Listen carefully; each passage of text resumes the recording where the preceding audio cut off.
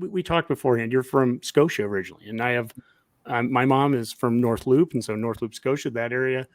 And I think of growing up in the 80s, and you go to games and like the signs at Memorial Stadium that'd be like Scotians for Nebraska, Yorks, Yorkins. Would they be Yorkins? What are Yorkites? I don't know. Yorkites for Nebraska, right? So every town had their people, and I mean, Main Street and small towns were pretty much damn near closed every single Saturday because I mean everyone is either watching the game or they're down in Lincoln and Nebraska and this I try to tell this to the young Redcasters that maybe haven't experienced this, but when Nebraska's churning and when the whole state's really behind it, it's so much fun. I love it. Yeah, absolutely. And just going to those games back in that era. I mean, and games are still amazing, and we still get incredible support. But it was incredible. I remember going and watching Nebraska play Arizona State, and it must have been 94 or 95, and we were ahead 68-0 at halftime.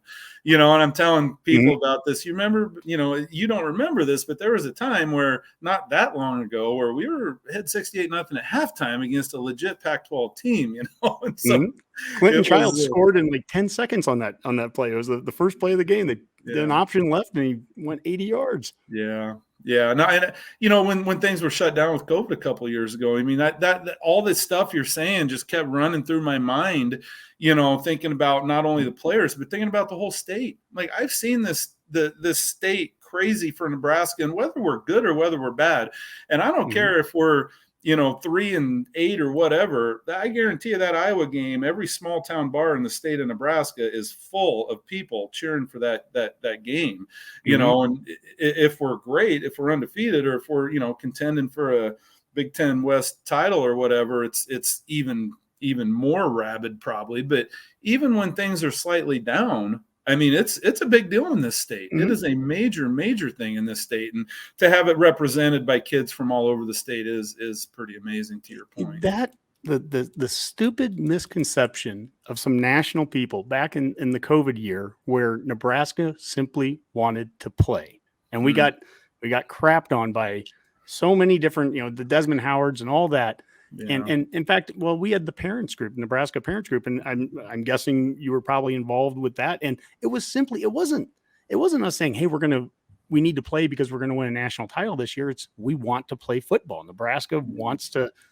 We think that this is the best way to bring some normalcy back, and we love our football here. That's it. End of story. I not even have to explain it any more than that. The national narrative on that whole thing was so backwards. I mean, it was. I was never more proud of Coach Frost for standing up for the kids and standing up for the state of Nebraska, because he's a Nebraskan. He knows how important it is. And he was just standing up, like you said, wanting to play. And how it got spun nationally and within the not only nationally, but within the Big Ten was just absolutely a travesty. I mean, we got a lot of negative publicity, which should have been the opposite. I mean, these guys wanted to play football more than anybody else did in the entire country. And like I said, I think that was Coach Frost's one of his shining moments when he was willing to step up and get out there before anyone and fight to get those kids out there playing. And like I said, not just fighting for his team and his players, but for the whole state, because he knew how important that was. I mean, what are these farmers going to listen to in their tractor on Saturday afternoon, or their combine on Saturday afternoon? It's not the same in this state when Nebraska is not playing football in the fall. So, that narrative just got twisted. So just because of a couple big time national voices, and it was just ridiculous. But I'm glad that's behind us now. Yeah, the 3-11 vote of Nebraska, Iowa, and Ohio State. I'll always go down with saying that it's so proud that we were on that end, really the low end of it. But I'm so proud we were one of those three, and really those three schools led by Nebraska. That's the reason that we ended up playing, and I'm glad in that whether the season went the way we wanted to or not, that's a moot point. We wanted to see football. We talked about small town football. You're from Scotia. You're coaching at York. You coached at Overton. This is a great tweet here, and this is the York Duke football pin tweet, and it's a photo of the grandstand there full of Yorkites, we'll call them, and And it is wonderful to see an entire community come together as one to support our young people. Hashtag my reason why, hashtag York Dukes. And tell me what that's like. What does high school football in Nebraska mean to the small towns, the small communities, especially if that's the only school in town too? I mean, what does that mean to the people? Well, going all the way back, North Loop, Scotia, right here, we won a state championship in 1993. And everywhere we went, the whole town, like you said, closed down and followed us to ball games. If it was a home game, it was packed. Those teams meant and still do mean a heck of a lot to those small towns like that. Overton, we won a state title there also and played in the finals 3 times. Same type of a thing. The ownership of the team and just the pride of the whole community out there watching those kids play ball, in a small community like that it's just unmatched. And it's amazing to see those kids. And like you mentioned earlier, if Nebraska would prefer to take Nebraska kids because they're going to fight for their state. Well, in these small communities, these kids are going to fight for their friends, and they're going to fight for their families, and they're going to fight for their small community.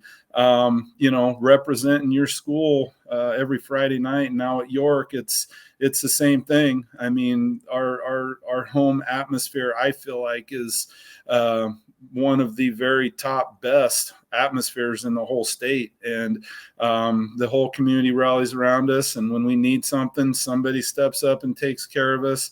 Local grocery stores like Grand Central, if we need a meal or something, they're going to step up and they're going to get us fed. And they just take such good care of us. And we do all we can to represent them. Every team I played on and coached for, do everything we can to represent the communities the right way, with integrity and class, and putting a product out on the field that's going to play incredibly hard and be, we like teams that play very physical. And there's nothing like a small town Friday night. You drive through York, Nebraska sometime on a Friday night, and our stadium's right in the middle of the city.